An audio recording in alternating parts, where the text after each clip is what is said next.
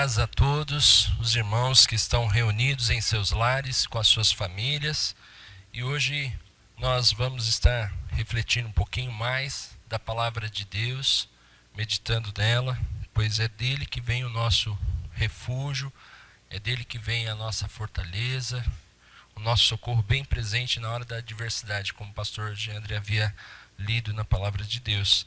E eu quero convidar os irmãos a abrir a sua Bíblia em Isaías capítulo 30. Nós estaremos meditando Isaías capítulo 30, do versículo 1 ao 26. Mas nós leremos somente alguns versículos.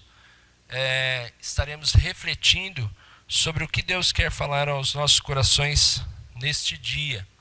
E o tema de hoje é: a salvação vem do Senhor e não de ídolos e alianças seculares.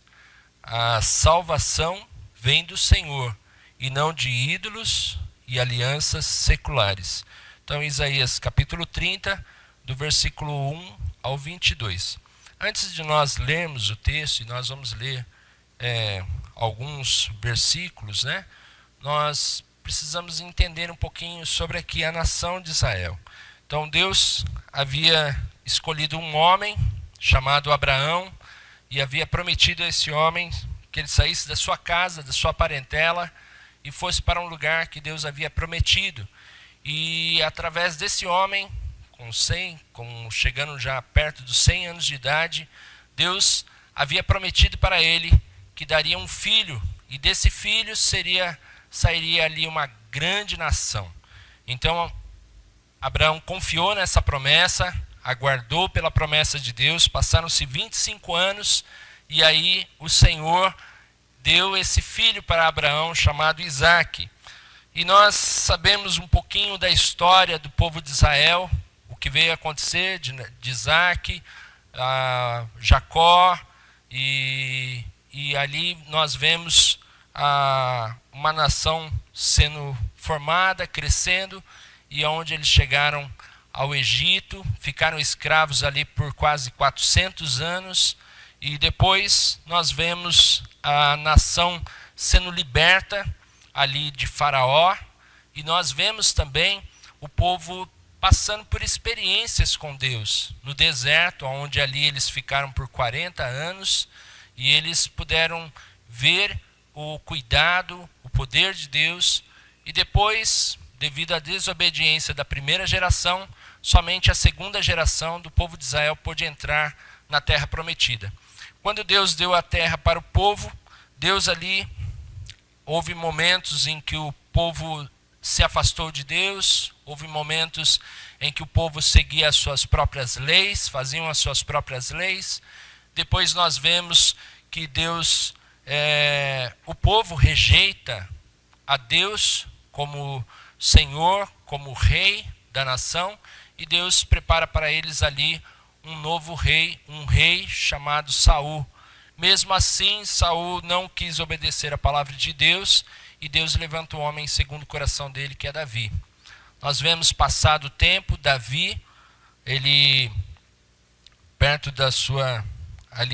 de morrer, Deus separa Salomão para governar o reino de Israel. Salomão chegou a alguns momentos, ele, quando era jovem, ele pediu sabedoria a Deus, Deus deu sabedoria para ele, mas houve momentos que Salomão também se desviou dos caminhos do Senhor e acabou fazendo coisas que entristeceram o coração de Deus. Veio o rei, o seu filho, e ali, através do seu filho, o reino foi dividido. Então foi dividido em dois reinos: reinos do norte, de cima, e o reino do sul, a parte de baixo. O reino do norte sendo chamado ainda de reino de Israel, e o reino do sul chamado de reino de Judá.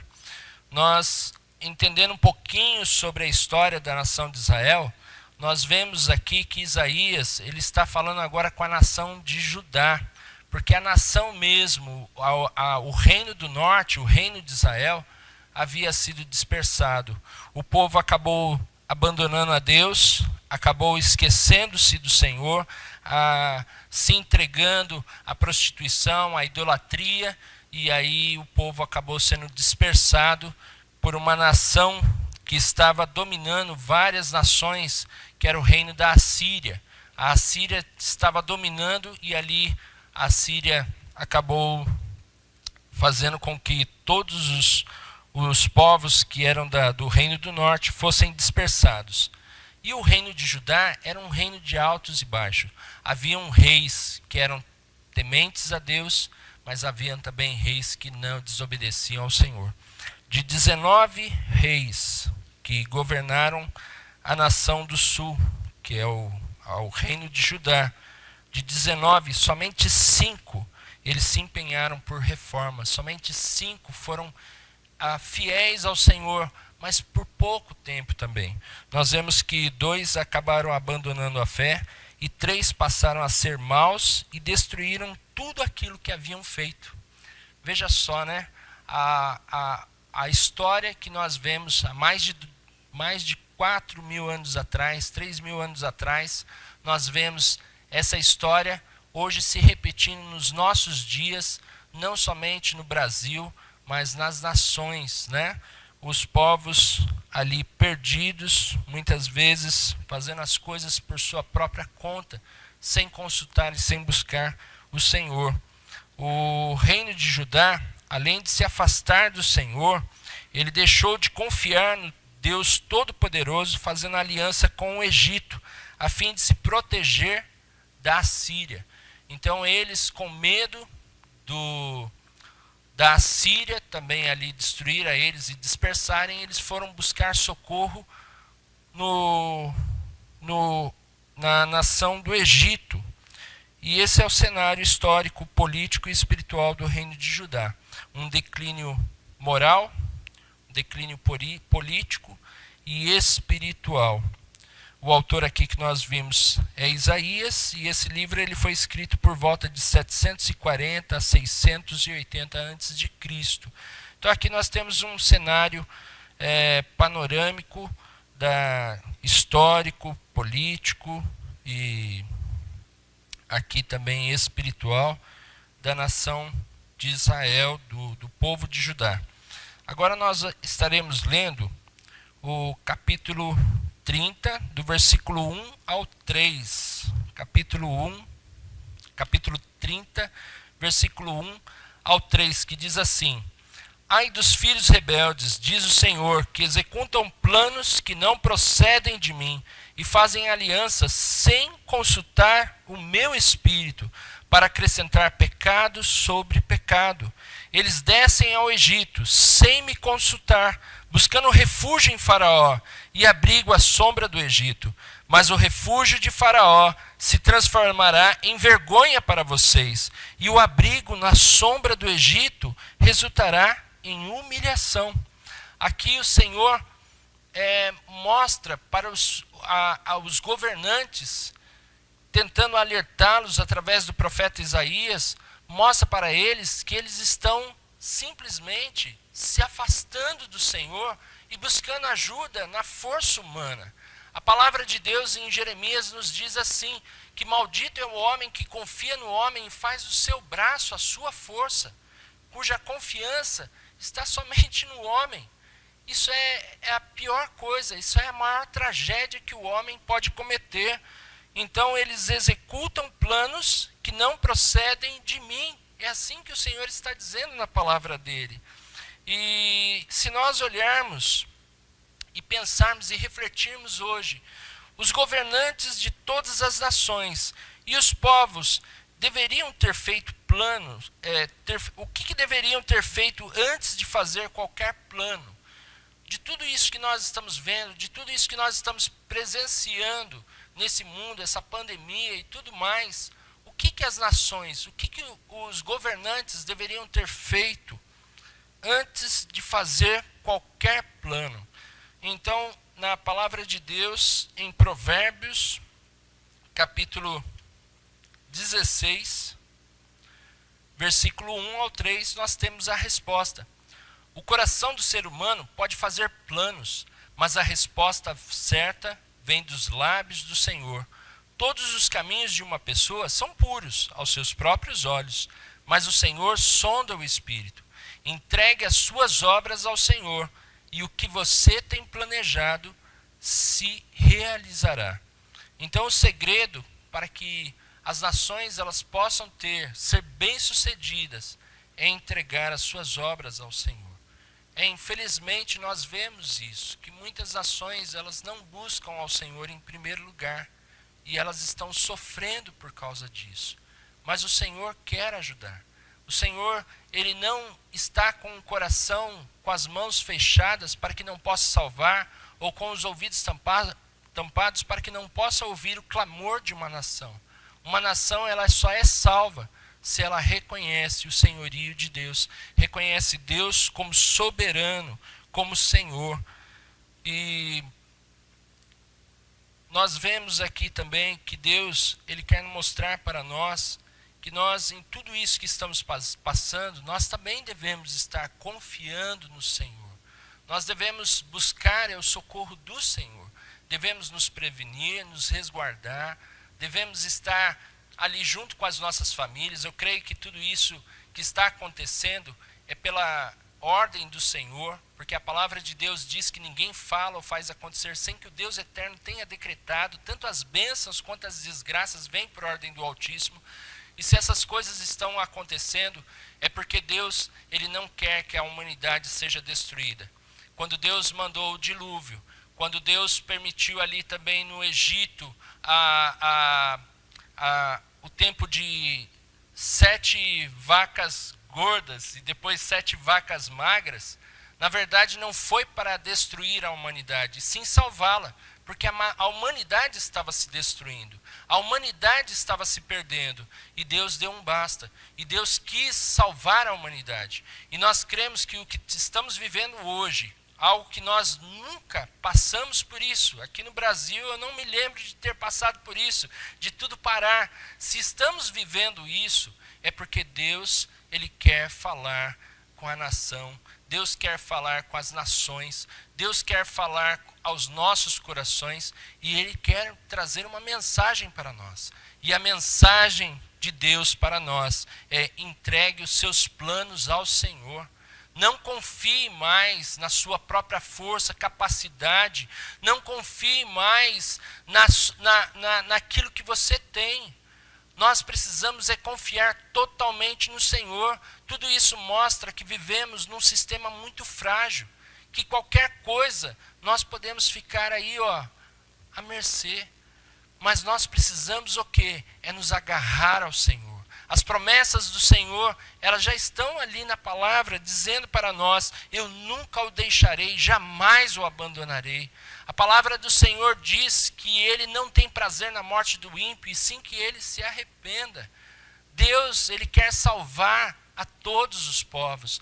Deus quer curar nações, mas para que as nações sejam curadas, elas precisam se dobrar, se render ao Senhor e reconhecer o senhorio de Jesus Cristo. Se elas não reconhecerem, elas continuarão sofrendo. Nós também temos aqui outra mensagem, Isaías capítulo 30, versículo 12 ao 14. Isaías 30, 12 ao 14. Nós vemos aqui que o Senhor, antes do 12 ao 14, perdão, do versículo 8 ao 11, que diz assim: o Senhor diz para Isaías: vá e escreva isso numa tabuinha diante deles, escreva num livro, para que fique registrado para os dias vindouros, para sempre, perpetuamente. Porque este povo é um povo rebelde, são filhos mentirosos, filhos que não querem ouvir a lei do Senhor. Eles dizem aos videntes: não tenham mais visões, e aos profetas: não profetizem para nós o que é reto. Digam-nos coisas agradáveis, profetizem ilusões. Desviem-se do caminho, afastem-se da vereda.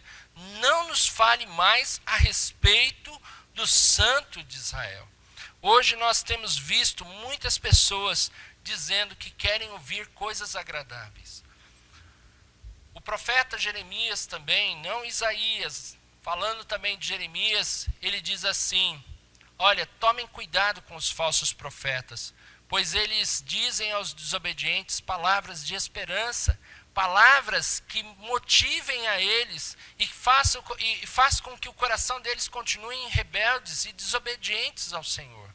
Se os profetas viessem ao meu conselho, buscassem a minha orientação, eles diriam ao povo para que se arrependam e voltem-se para o Senhor completamente. Nós temos que tomar muito cuidado com a mensagem que estamos recebendo hoje. Eu creio que hoje é tempo, a palavra de Deus ela também diz assim em Provérbios, quando vierem os tempos bons, aproveite os bens, mas quando vierem os maus, considera-os. O que é considerar? É refletir, é pensar o que está acontecendo, o que Deus quer falar ao meu coração, o que Deus quer falar comigo. Hoje sabemos que tem muitas pessoas que conhecem a palavra de Deus, mas não têm praticado a palavra de Deus. Muitas pessoas estão seguindo seus próprios caminhos, fazendo suas próprias vontades. Houve até um tempo que estava aí acontecendo a questão dos desigrejados, pessoas que não queriam mais saber da igreja porque estava decepcionada com a igreja, magoada com pastores, magoadas com membros. Hoje é tempo de refletir e ver se realmente essa é a vontade de Deus. São esses os planos de Deus. Que haja desunião, que haja amargura, que haja rancor, que haja ódio. Não. A palavra de Deus diz que nós devemos perdoar uns aos outros, como Ele nos perdoou. A palavra de Deus diz que Ele só irá nos perdoar se nós perdoarmos de coração aqueles que nos têm magoado, nos têm nos ofendido.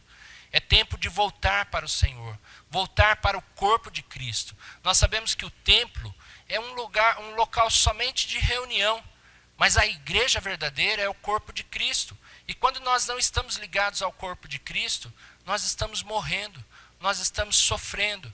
E hoje a mensagem é para você, que talvez você esteja afastado do Senhor. Talvez faz muito tempo que você não vem à igreja, você não tenha comunhão com os irmãos, e o Senhor quer trabalhar o seu coração. O Senhor quer que você ouça a palavra dele e obedeça a palavra dele de todo o seu coração. Veja que você precisa estar em comunhão com os outros, porque aqui a igreja, o corpo de Cristo, é um hospital, é também um lugar de ensaio para nós estarmos ensaiando, nos preparando, amando uns aos outros para podermos entrar no céu. Porque se nós não amarmos uns aos outros, nós não herdaremos o reino dos céus. A palavra de Deus, ela mostra que um povo rebelde, que não suporta a sã doutrina, ela se apoia em ilusões. Depois você pode estar meditando em 2 Timóteo, capítulo 4, do versículo 1 ao 5. Paulo adverte Timóteo, tome cuidado, Timóteo. Vai chegar uma hora que as pessoas não suportarão a sã doutrina. E escolherão mestres para si que falem aquilo que agrada a eles, aquilo que massageia o ego, aquilo que faça eles se sentirem bem. E não se arrependam, não vejam que estão errados, que precisam voltar-se para o Senhor. E o apóstolo Paulo fala para Timóteo, Timóteo, prega a palavra a tempo e fora de tempo. Insista com eles, para que possa salvar-te a ti e a eles também. E a questão de salvação, a nossa salvação é pela fé em Cristo Jesus. Se você não seguir Jesus, você está ainda na contramão. Isaías 30, do versículo 12 ao 14, diz assim: por isso, o Santo de Israel diz, vocês rejeitam esta palavra, confiam na opressão e na perversidade, e se apoiam sobre isso. Portanto, essa maldade será para vocês como uma brecha num muro alto, que formando uma barriga, está prestes a cair, e cuja queda vem de repente, num momento. O Senhor quebrará esse muro, como se quebra o vaso do oleiro, despedaçando-o por completo, despedaçando-o por completo. Não se achará entre os seus cacos um que sirva para tirar brasas da lareira ou apanhar água na cisterna. O que o Senhor está querendo dizer aqui para a nação de Israel, estava dizendo aqui para a nação de Israel, para o povo de Judá, é que eles estavam se apoiando na nação do Egito. Era uma nação forte, é como um muro bem alto, bem forte mesmo. Mas o Senhor mostra para a nação de Israel que ele é um muro fraco, um muro com rachadura, que aonde eles vão ali tentar se esconder, esse muro vai cair, vai se despedaçar e não vai sobrar nem um pedacinho mesmo para um uso doméstico. Então assim é a nossa confiança quando está nas nações, nos governantes, na solução para essa cura do coronavírus. A nossa confiança não deve estar nessas coisas. A nossa confiança deve estar no Senhor. Nós devemos orar sim, para que Deus mande a cura, para que Deus possa trazer aos homens a sabedoria para eles encontrarem a cura. Mas a nossa confiança, ela não pode estar apoiada em homens, porque nós caímos com eles. Mas se a nossa confiança está no Senhor, nós temos uma promessa muito grande, maravilhosa do Senhor. Isaías 30, do versículo 15 ao 17, nos dá essa resposta. Porque assim diz o Senhor Deus, o Santo de Israel, na conversão e no descanso está a salvação de vocês. Na tranquilidade e na confiança resiste a força de vocês. Mas vocês não quiseram. Pelo contrário, disseram, nada disso, nós vamos fugir a cavalo. Portanto, vocês fugirão. E vocês disseram, vamos cavalgar sobre cavalos ligeiros. Portanto, ligeiros serão aqueles que perseguem vocês. 1000 homens fugirão pela ameaça de apenas um. Pela ameaça de 5, todos vocês fugirão até que sejam deixados como um mastro no alto do monte, como um estandarte no topo da colina. O Senhor estava advertindo o povo de Israel. O que eles precisariam fazer? Não era confiar em cavalos, em homens, não confiar na sua força militar, mas a confiança deles deveria estar sempre no Senhor, na conversão, voltando-se de totalmente o seu coração para o Senhor e no descanso, descansar de todas as suas obras, porque sabemos que é inútil o nosso trabalho, por mais que a gente queira vencer os problemas, as adversidades da vida, sem a fé, nós vamos nos frustrar. Até a palavra de Deus, ela mostra assim, que quando rejeitamos a fé em Deus e para enfrentar os problemas, Deus nos mostra as consequências. O medo traz por si mesmo a destruição. O que leva nós a estarmos cada vez mais sofrendo é a nossa falta de fé, a nossa falta de confiança no Senhor. E aqui Isaías, ele mostra nesse texto que eles deveriam voltar-se para o Senhor de todo o coração, descansar neles, aí a salvação eles teriam. Na tranquilidade e na confiança reside a força. Não é tempo de pânico, não é tempo de nós ficarmos desesperados, apavorados. Nós, como igreja de Cristo, é tempo de avançar, é tempo de ir, de interceder, de discipular e de evangelizar. Enquanto nós estamos aqui, trazendo essa mensagem ao vivo, tem alguns irmãos que estão trazendo também a palavra de Deus, levando a palavra de Deus em outras igrejas também, online. E isso mostra que a igreja ela não parou, ela continua avançando. Então, se você está desesperado, isso é falta de fé, meu irmão. E se você está com esse desespero, com essa angústia, lance a tua ansiedade ao Senhor, porque Ele tem cuidado de você. Não ande ansioso por coisa alguma, mas seja conhecida diante de Deus a sua oração com súplicas e ações de graças. E o Deus de paz, que transcende todo entendimento, guardará o teu coração e a tua mente em Cristo Jesus. Essa é a promessa de Deus para nós. E o que Deus quer de você é que você avance, que você continue evangelizando, levando a palavra, compartilhando essas mensagens para que outras pessoas... Você já imaginou que essa mensagem pode chegar até o presidente da República? Pode chegar até os presidentes e governadores de outras nações? Isso é possível. Para Deus nada é impossível. Porque se Deus quer falar ao coração desses governantes e mostrar para eles que existe uma solução, que Deus é a solução, e essa solução está através de Cristo Jesus, irão ter a oportunidade de salvar a sua nação. Não só salvar dessa epidemia, mas salvar uma nação do pecado, salvar uma nação do inferno. E é isso que Deus quer para você. Nós temos os outros textos e eu gostaria de concluir aqui uma promessa do Senhor que está em Isaías 30, 18 ao 26, que diz assim: por isso O Senhor espera para ter misericórdia de vocês. Levanta para se compadecer de vocês, porque o Senhor é Deus de justiça. Bem-aventurados todos os que nele esperam, porque o povo habitará em Sião e em Jerusalém. Vocês não vão chorar mais, ele certamente se compadecerá ao ouvir o clamor de vocês, ouvindo, lhes responderá. Embora o Senhor lhes dê pão de angústia e água de aflição, os mestres de vocês não se esconderão mais. Vocês verão com seus próprios olhos. Quando vocês se desviarem para a direita ou para a esquerda, ouvirão atrás de vocês uma palavra dizendo: este é o caminho, andem nele. Vocês tratarão como impuras as imagens esculpidas, cobertas de prata, e as imagens de fundição revestidas de ouro. Vocês as jogarão fora como coisa impura e dirão a cada uma delas: fora daqui. Que lições nós podemos tirar dessa mensagem, do que Deus está querendo trazer para nós? Podemos aprender lições importantes aqui. Eu gostaria de destacar 3 lições. A primeira: Deus é soberano e Ele está no controle de tudo. Você pode ter essa plena certeza que Deus está no controle. Se tudo isso está acontecendo, é porque Deus está no controle. Segundo, Ele é cheio de compaixão e misericórdia para aqueles que se arrependem e voltam para Ele, abandonando os ídolos do coração.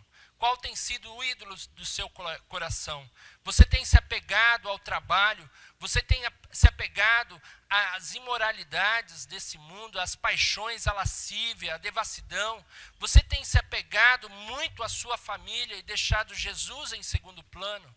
Isso podem se tornar ídolos no coração. E você precisa abandonar esses ídolos, colocando Deus em primeiro lugar na sua vida. As demais coisas o Senhor promete que serão acrescentadas. E terceiro, para nós finalizarmos, Ele espera que coloquemos nossa confiança somente nele, nos sujeitando ao senhorio de Jesus Cristo. É certo que devemos nos resguardar e continuarmos a viver nessa terra. Quem não quer viver nessa terra? Mas o resguardo espiritual, a santificação por meio do Espírito Santo é mais valiosa para vivermos para sempre com o Senhor. Que Deus nos abençoe.